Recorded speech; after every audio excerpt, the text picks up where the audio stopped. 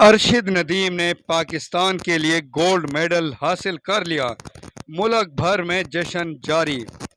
हुकूमत को घुटने टेकने पर मजबूर कर दिया हाफिज नईमुर रहमान का बयान। IMF और हुकूमत ने मिलकर अवाम को लूटा है।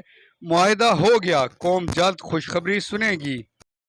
बेनज़ीर इनकम सपोर्ट के मुस्तहकीन के लिए बैरून मुल्क जॉब्स के लिए तरबियती प्रोग्राम तैयार करने का फैसला।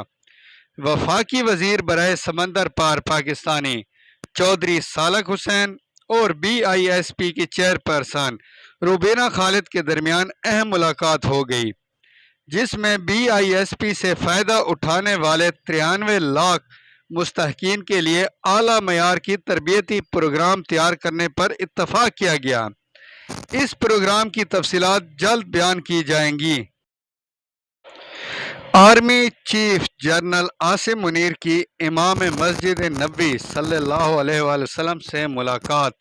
बाहमी दिलचस्पी के अमूर पर तबादला ख्याल किया गया। तहरीक इंसाफ को 22 अगस्त को इस्लामाबाद में जलसे की इजाज़त मिल गई। 22 अगस्त को तरनोल में जलसा होगा।